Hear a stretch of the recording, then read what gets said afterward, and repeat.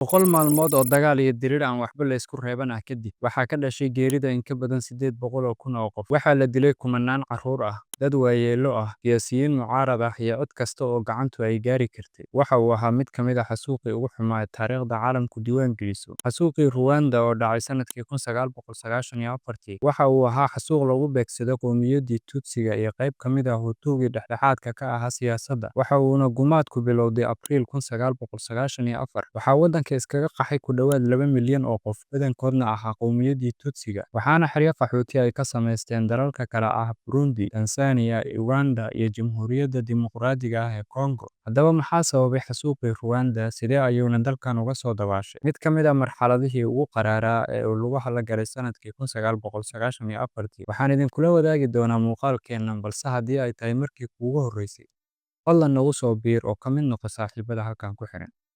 Intii u dhaxaysay bilihii Abriil ilaa Juun sanadkii 1994, Rwanda waxay martigelisay xasuuq ay ku naf waayeen in ka badan 800 oo kun oo muwaadiniinteeda ka mid ah, waxaana xasuuqaas geystay isla muwaadiniin reer Rwanda ah.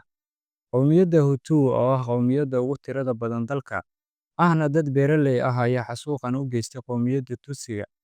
Xasuuqaas oo ay dowladdu hogaaminaysay kuna beegsanayeen qowmiyadda Tutsiga, waxaa la qiyaasaa in ku dhowaad 75 boqolkiiba dadkii Tutsiga ahaa ay ku dhinteen gumaadkaas ba'an.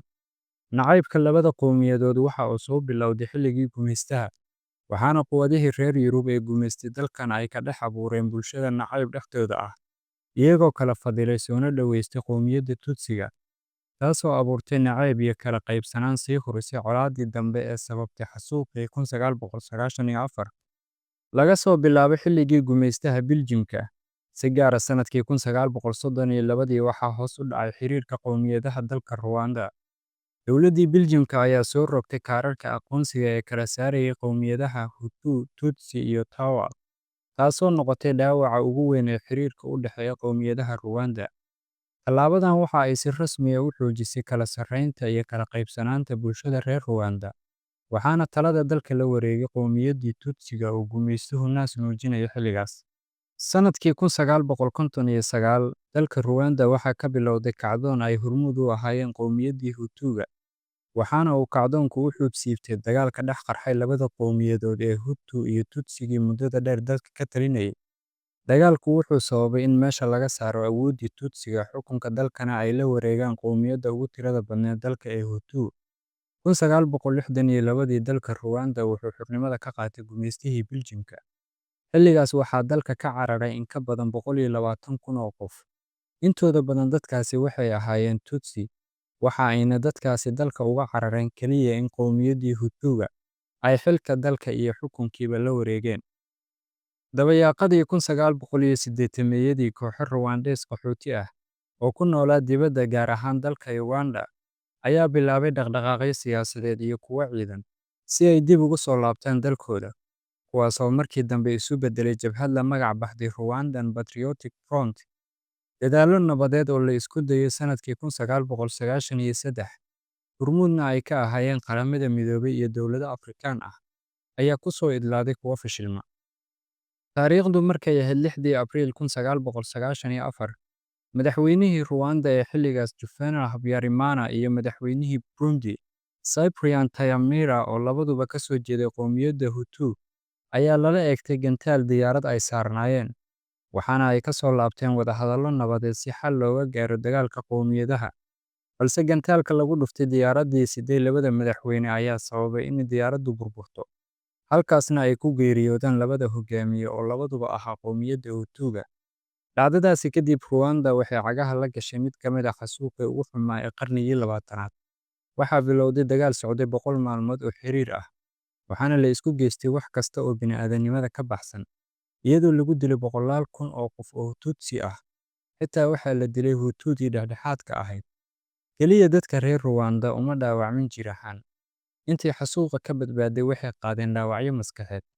Waxaa burburay kaabayaashii dhaqaalaha, caafimaadka, waxbarashada, waxaana barakacay ku dhowaad 1 milyan oo qof. Tiro intaa ka badan oo ay ku jiraan Hutu-gii xasuuqa geystayna waxay iskaga carareen dalka. Xaaladdaas Rwanda waxay ka dhigtay mid ka mid ah dalalka dadkiisu horarka isku noqdeen. Balse Rwanda xasuuqaas kadib sidee ayay ku soo gaartay halka ay maanta taagan tahay? Kadib xasuuqii foosha xumaa, waxaa Rwanda ka bilowday heshiis u dhexeeyay labadii qowmiyadeed ee is-xasuuqay, waxaana qoladii xasuuqa geysatay loo soo jeediyay inay la kulmaan dadkii dhibanayaasha ahaa kana horsheegaan wax kasta oo ay ku kaceen. Ayaga oo ka qoomamaynaya, waxayna cafis weydiisteen cid kasta oo dhibaato ka soo gaartay xasuuqa ay geysteen. Waxaa garab socday arrintaas la tacaalidda dareenka xanuunka badan ee ay qalbiyadooda ku reebtay dadka ehelkoodii ku waayay xasuuqa iyo kuwa ku naafoobay, waxaana ugu dambeyn laga gaaray heshiis. Xasuuqii dhacay 1994, waxaana dhidibada loo taagay heshiis iyo nabadeyn dhab ah oo ka hirgashay Rwanda. Xilligan waxaa Rwanda madaxweyne ka ahaa Patient Bizimungu. Qowmiyad ahaan wuxuu ahaa Hutu, balse ma ahayn Hutuga xagjirka ah ee ka soo horjeeday Tutsiga, waana sababta looga dhigay madaxweyne si uusan xukunka dhinac ugu janjeersan. Waxaa madaxweyne ku-xigeen u ahaa Paul Kagame oo isagana ka soo jeeday qowmiyadda Tutsiga. Sanadkii 2000 waxaa xilka iska casilay madaxweyne Bizimungu, waxaana si rasmi ah madaxweyne u noqday Paul Kagame oo ilaa hadda ah madaxweynaha dalkaas. Kagame tan iyo intaas wuxuu ku guuleystay doorashooyin dhowr ah, wuxuuna Rwanda ka dhigay dal xasiloon, leh nidaam dowladeed oo horumarsan iyo dhaqaale xooggan. Waxaana dalkii mar noqday hoyga xasuuqa hadda lagu naanaysaa Singapore-ta Afrika. Waxaan halkaas ku soo afmeeraynaa taariikhda xasuuqii Rwanda iyo kabashadii cajiibka ahayd ee reer Rwanda.